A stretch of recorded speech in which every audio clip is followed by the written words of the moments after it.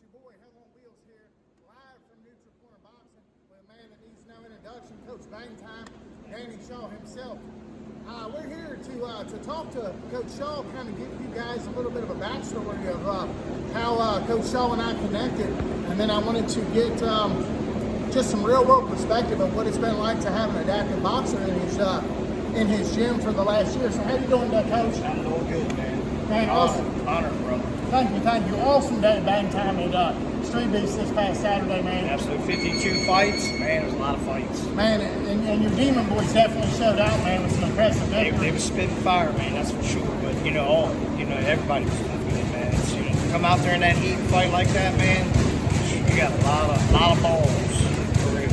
Absolutely. So, salute to all 104 warriors that strapped it up on Saturday at Street Beast. Big salute, big respect coming from the Demon Boys right here. So guys, I kind of wanted to tell you the origin story of where Coach Dan and I evolved.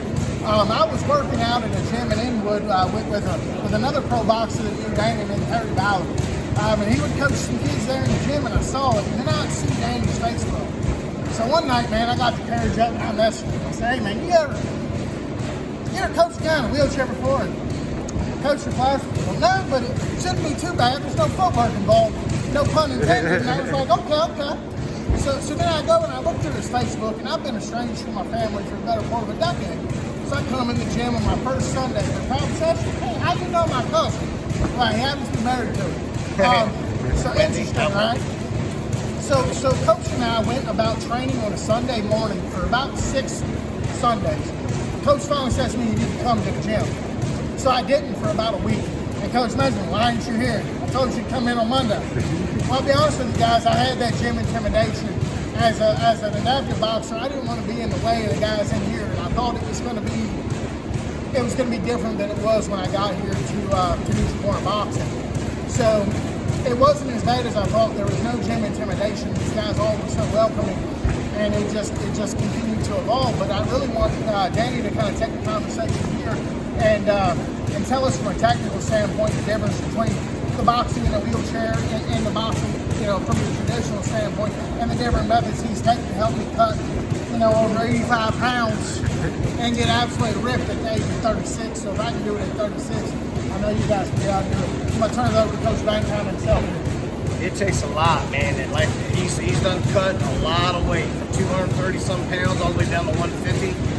And I tell people, it's not only what you do in your everyday life is what is going to make you a great fighter. Of course, you got to make sure everything in your life's going good, so you can put boxing first and only first. And it's hard to do. I know you have kids and have wives and things like that. So like I said, but he's worked his tail off. It's that much harder. So as far as for us, we have our legs. I mean, you're talking at least 5 times easier. I mean, this guy's doing this stuff. I mean, so you're talking about the drive and the dedication. I mean, that just in itself has amazed me with Brandon. I mean, and he's watched his diet. He does his thing on his own time, and that's what's important. That's what makes you or breaks you. How bad you want it. If you want it bad enough, you're going to do it 24/7, not just when you're at Neutral Corner Boxing. And this guy has been nonstop at it. He's been boxing well. Working on his straight shots a lot, his movement a lot. That we just started getting into him moving around a little bit more, because that's what in the adaptive boxing, the guys are actually allowed to move around in the wheelchair inside the ring and stuff. So, we're going to cover more ground with that. But as you see, I mean, the first step first is getting him in shape. We did that. Get his straight punches off. We did that, and all of a sudden his hooks come off good. Then we did that. He's starting to get uppercuts. He's pretty good for sitting down. And everybody thinks, if you think it's easy, sit down with him. A guy that's in great shape like this and trains boxing, and you'll see real fast that having your legs is a big asset when you don't have them. Now, Coach Daniel, which punch do you think was difficult for him to learn while he was in a chair when he first started? It was the uppercut. Remember, the uppercut on both sides, but mainly on the left side, because we're trying to work the hook and left hook. And as you see, so it's gotten easy for him now. So the uppercut's been the roughest punch. His straight punches were pretty well good. His defense wasn't bad either. Why? Because his arms are always right here. So he's like, whoa.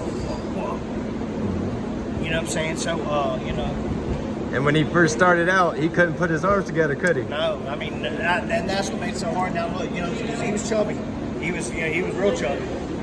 We've seen the pictures. I mean, like I said, he shed over 70-some pounds. So guys, this won't be the only interview we do with Coach Bangtime, because just as, you know, Do some mid rounds, and we'll show him some drills and all that. you know, boxing is ever evolving, right? Every matchup, you're climbing another hill. You're always progressing. It's a never-ending mountain. Ask the top athletes in the world.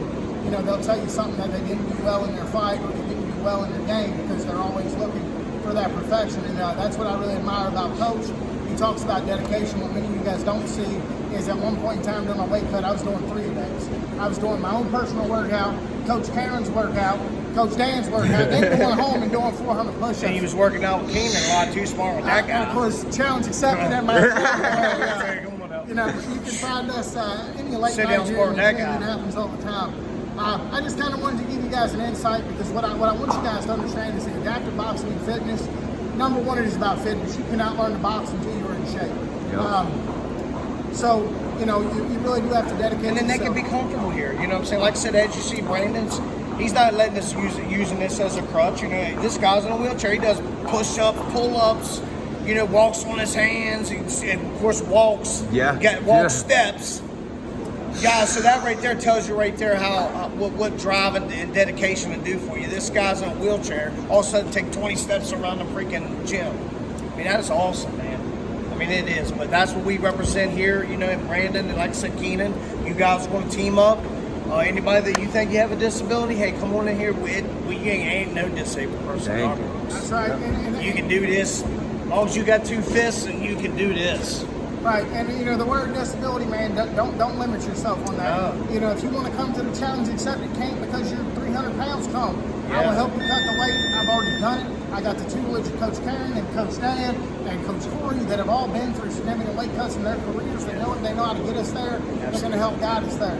I don't care if you're dyslexic, man. If it's something that makes you feel like you can't function in normal society, come on in and talk to me, because I'm telling you, the mental game of this, as Coach alluded to earlier, is 90% of it, because your mind will give up on you 5 pounds before your body ever does. Absolutely. So I need you guys to hear that. But thank you guys for your time. Anything you'd like to say to wrap up, Coach? Well, I just want to give a shout out to Street Beefs. You know, Always. let this guy fight, beat people up in the wheelchair. It's still out there fighting. As you see, it's not a crutch. It's, you know, it's not a disability.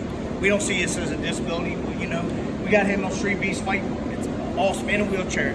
2 people together just sitting there, bang, bang, banging it out. It's awesome. I'm about to say, if anybody has a disability, is when they're fighting him, he has arm endurance for days. Absolutely, that's what I'm saying. I mean, he's got the advantage when you're sitting down with him. I mean, bottom line.